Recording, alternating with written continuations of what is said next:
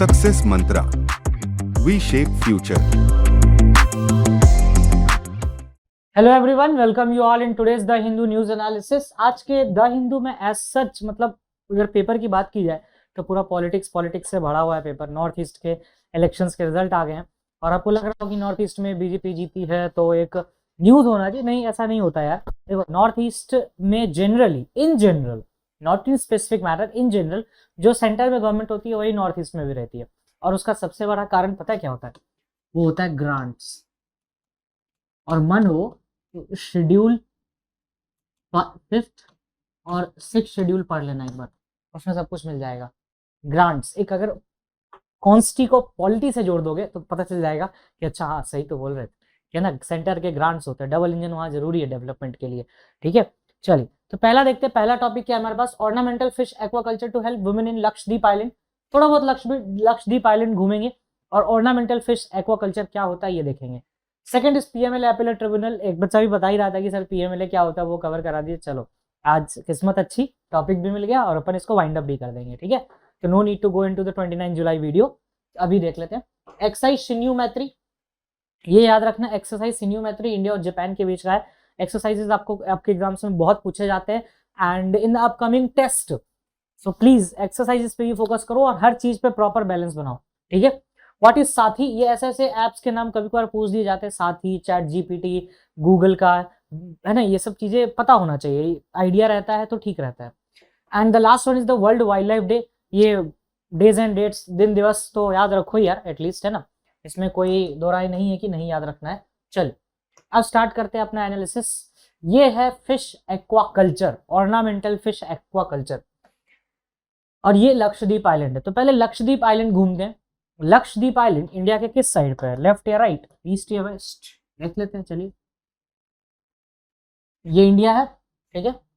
इधर तुम्हारा क्या है? बे ऑफ बंगाल, और इधर है अरेबियन सी। ठीक है, ये चीज मिल गया हमें।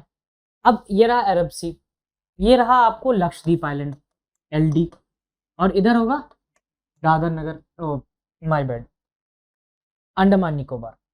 ठीक है, अंडमान निकोबार आइलैंड, ये दो हो गए आइलैंड्स, ये मेजर आइलैंड्स है।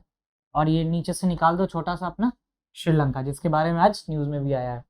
तो लक्षद्वीप आइलैंड अगर देखें तो सबसे पहले तो ये कौन से सी में है? अरेबियन सी। ये चीज याद रखना, ये पहला क्वेश्चन ही बनेगा स्टैटिक का। ठीक है, और लक्षद्वीप कैपिटल कवाराती, ये चीज याद होना चाहिए। कौन सा चैनल इसको सेपरेट करता है? ये तो 10 डिग्री चैनल है ऊपर वाला, उसको मत याद, उसके बारे में नहीं जानना। 9 डिग्री चैनल की बात कर रहे हैं जो इसको इंडियन ओशन से दूर रखता है, और 8 डिग्री चैनल मिनिकॉय को बाकी के पार्ट से। ठीक है, नीचे मॉलडीव्स वगैरह अपना आ जाता है उससे। बस इतनी चीजें याद रखो लक्षद्वीप में, और ये बाकी छोटे छोटे आइलैंड से बना हुआ है तो ये तो पता ही होना चाहिए, लक्षद्वीप, कवाराती, बस इतनी बातें याद रखो, that is sufficient. 9 degree 10 degree channel ये सब पता रखना चाहिए।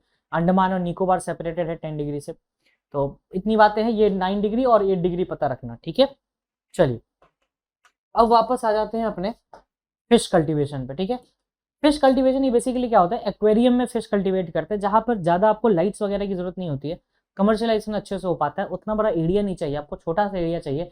लेकिन फिशेस की साइज भी 2 से 5 सेंटीमीटर की ही होती है, ज़्यादा बड़ी मछलियाँ नहीं होती। छोटी मछलियाँ का कंजम्पशन अच्छे से हो पाता है। इसमें प्रॉब्लम ये है कि जो विमेन है वहाँ पर, उनका ज़्यादा से ज़्यादा इससे जुड़ाव है। जैसे अगर विमेन के एस्पेक्ट में बात करोगे तो लिज्जत पापड़ जैसे है ना, एक कोऑपरेटिव सोसाइटी है वो। कोऑपरेटिव सोसाइटी किस अमेंडमेंट से आया था ये याद रखना, 97th कॉन्स्टिट्यूशनल अमेंडमेंट एक्ट। इतनी बातें तो पता ही रहती है। और वैसे ये है कि जो विमेन के लिए जो एक बहुत अच्छा हेल्पफुल प्लेटफॉर्म बनता है ये, कि विमेन को भी एक जॉब मिल सके, उनको अपॉर्चुनिटी मिल सके मेन स्ट्रीम में आने का। तो ये इस चीज़ के लिए कम्युनिटी बेस्ड है। Ornamental fish aquaculture using local resources is expected to help women in the Lakshadweep island to take the first step towards the self-reliance through the concerted activities.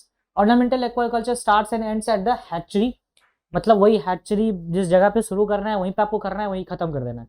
मतलब वहीं से मछलियां निकाल के फिर वापस मार्केट में बेचना, फिर वही चीज, वो प्रोसेस आपका चलता रहेगा। ठीक है, इसमें क्या होता है कि less capital and operational expenses भी कम होते हैं। जैसे अगर बड़ी जगह पे मछली पालन होगा तो उस पर ऑब्वियस है कि कैपिटल ज़्यादा लगेगा, है ना। बड़ी मछलियाँ हैं, खाना ज़्यादा दो, मेंटेनेंस अलग से होता है, ऐसा नहीं होता कहीं भी छोड़ दिया, साफ सफाई भी रखनी होती है। अगर छोटा जगह होगा तो हैचरी छोटा होगा तो ऑपरेशनल एक्सपेंसेस कम होंगे, आपको लोग कम चाहिए, थोड़ा बहुत दाने में काम हो जाएगा, कैपिटल कम लगेगा, ह्यूमन रिसोर्स कम लगेगा, घर के ही लोग उस चीज़ को कर सकते हैं।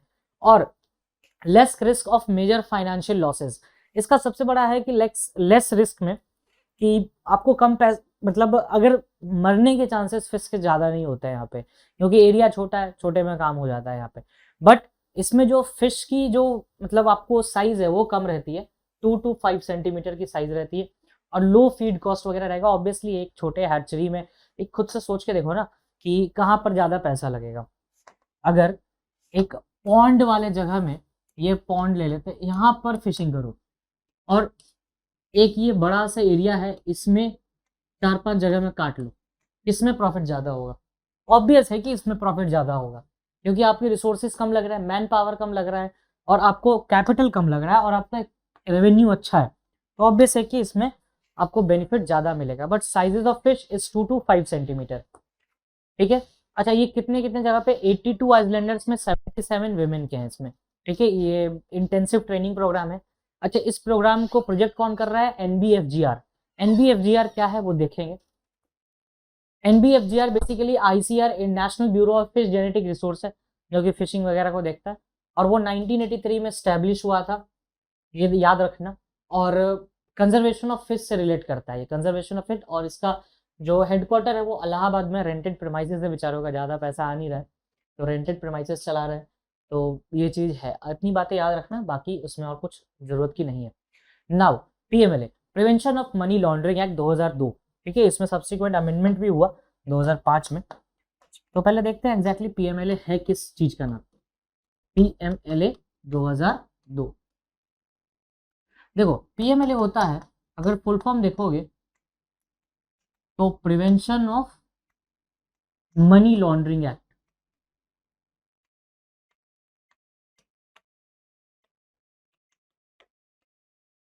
ये इस एक्ट का नाम है, prevention of money laundering act. इस एक्ट में सबसे बड़ी चीज क्या आ जाती है पीएमएलए में, कि पीएमएलए के अंदर ट्विन कंडीशन ऑफ बेल है। Twin condition of bell,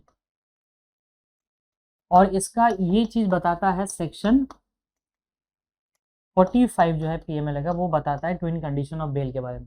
twin condition of bell का मतलब क्या होता है? पहला ये कि आप कहीं लीव नहीं करोगे, और जो अटॉर्नी है वो सेटिस्फाई कराएगा कोर्ट को कि ही और she shall will not commit crime after granting bail. तो ये ट्विन कंडीशन जब तक सेटिस्फाई नहीं होती है तब तक बेल नहीं मिलता है।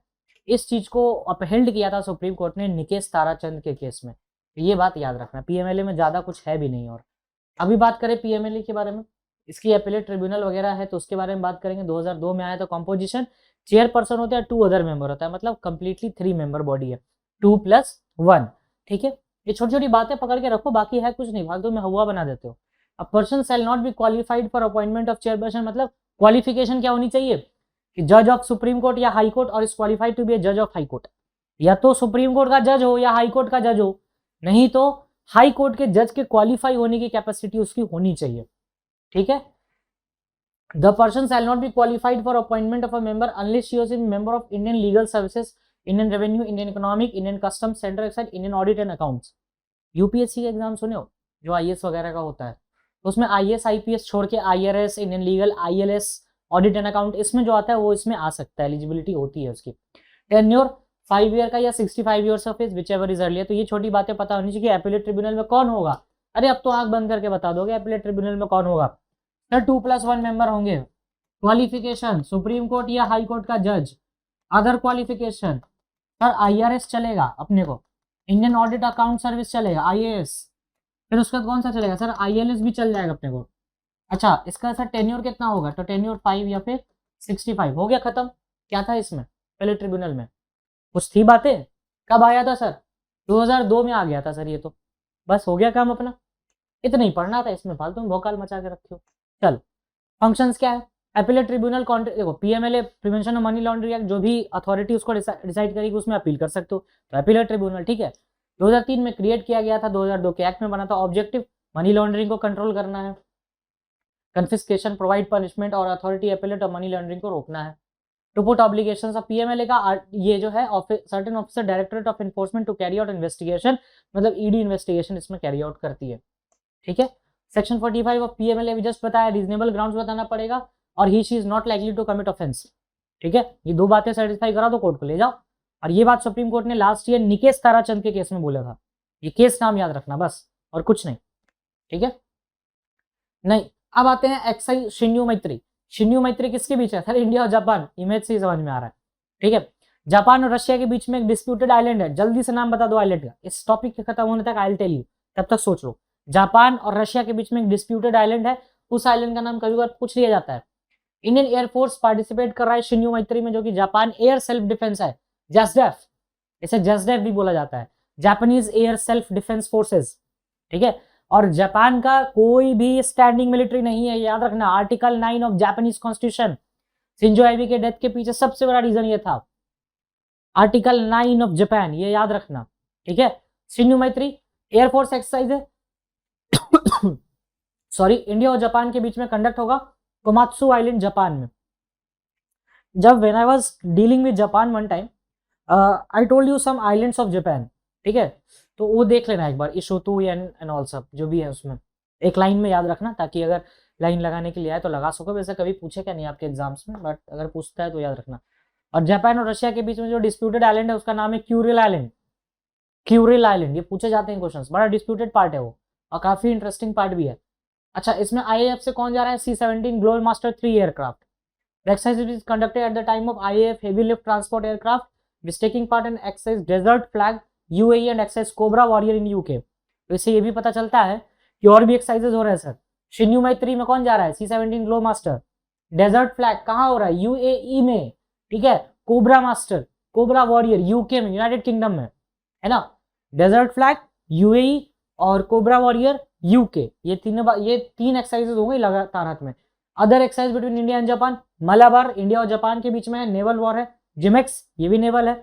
धर्मा गार्जियन मिलिट्री है। और अभी शिन्यू मैत्री एयरफोर्स है। तो ये चीज भी आ जाती है कभी कभार कि शिन्यू मैत्री जो है एयरफोर्स है, मिलिट्री डिफेंस हो गया, हैप्पी बर्थडे। नहीं, इस तरीके से नहीं करना। मलाबार जिमेक्स नेवल, धर्मा गार्जियन मिलिट्री और अपना शिन्यू मैत्री एयरफोर्स। अब आते हैं व्हाट इज द साथी प्लेटफॉर्म, है ना। साथी रे तेरे बिना भी क्या जीना, अब इसके बिना भी क्या जीना होगा। Self assessment test and help for the entrance examination, मतलब आप किसी भी एंट्रेंस एग्जामिनेशन में जा रहे हो तो आपको सेल्फ असेसमेंट टेस्ट में ये हेल्प करेगा। ऑब्वियसली अगर असेसमेंट टेस्ट है तो मिनिस्ट्री ऑफ एजुकेशन होगा, लेकिन किसके साथ? IIT कानपुर के साथ। ये दो नाम याद रखना। It provides Indian student with a self placed interactive learning and assessment platform to prepare competitive examination. It will help to gain access training, साथ ही aims to make the students learn. देखो, इसमें ज्यादा कुछ मत करो, इसमें सिंपली ये दो बातें याद रखो। लगता है ये कितना कितना पढ़ना है, ज्यादा मत पढ़ो इसमें। साथ ही में क्या है? साथ ही कौन लेके आया? Ministry of education and IIT Kanpur, ठीक है। क्या है इसमें? सेल्फ असेसमेंट टेस्ट मिल जाएगा, ठीक है, स्टूडेंट्स जो कॉम्पिटिटिव एग्जाम के लिए पढ़ाई कर रहे हैं, ठीक है। फ्री लर्निंग रिसोर्सेज है, IITM से स्टूडेंट्स लाइक साथी इसको यूज कर सकते हैं पढ़ने के लिए, एजुकेशन फ्री हो सकता है। JEE नीट के लिए IIT कानपुर AI प्रोग्राम है प्रियूटर, इसमें याद रखना, it makes the use of indigenously developed AI program called प्रियूटर। ये नाम याद रखना, ये चीज पूछा जा सकता है कि कौन सा AI प्रोग्राम इसमें काम कर रहा है। वैसे भी AI बहुत न्यूज में आजकल है ना, बार्ड वगैरह है न्यूज में, तो प्रूटर याद रखना, प्रूटर, ठीक है। चलिए अब आते हैं नेक्स्ट एस्पेक्ट पे। हमारा नेक्स्ट क्या है?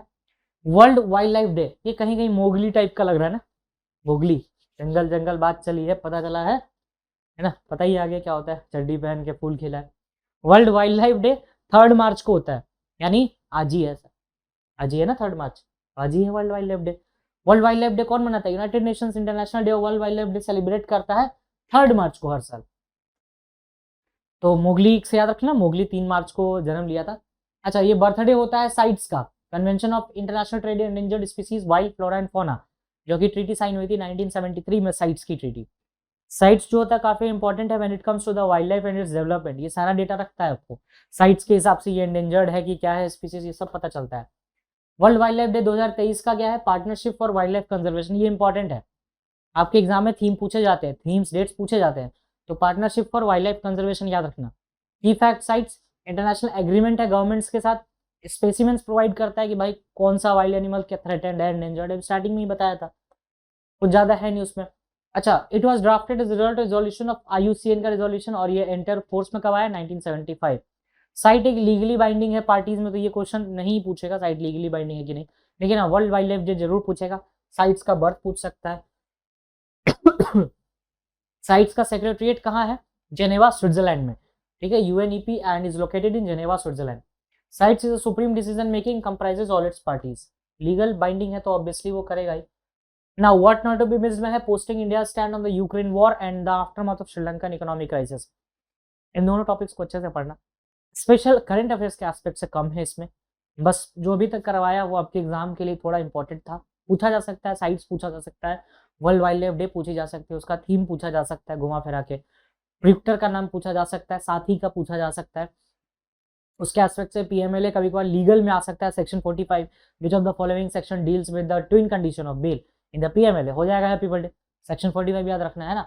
चलिए क्वेश्चंस करते हैं। In which year the sustainable development goals, कब आया था सस्टेनेबल डेवलपमेंट गोल्स? 17 एसडीजीज हैं, ये 3-4 बार बता चुके हैं, 2015 में आया था। अच्छा ये कौन सा केस था? ये primordial rights necessary for the development of the human personality, IC Golaknath का जजमेंट है ये। ईपीआर वैसे भी केशवानंदा देखे तुम लोग आधा टाइम तो वही मारते हो, आई गोलकनाथ है। ईपीआर ई वेस्ट मैनेजमेंट कल ही पढ़ा था हम लोगों ने, एक्सटेंडेड प्रोड्यूसर रिस्पॉन्सिबिलिटी, ठीक है। इंडियन मेट्रोलॉजिकल डिपार्टमेंट फरवरी ये 1901 में आया था, आईएमडी, ये आईएमडी वगैरह देख लिया करो क्योंकि आईएमडी कहीं ना कहीं आपके दिवाली से भी रिलेट कर जाएगा, क्रैकर से। एनवायरमेंट पॉल्यूशन है और फेब सबसे ज्यादा गर्म महीना रहा इस बार, नहीं तो फील तो यही होगा ना, है ना। So that's all from my side, and if you have any doubts just tell me in person or in comment section, I'll surely deal with it, right? Thank you, that's all from my side.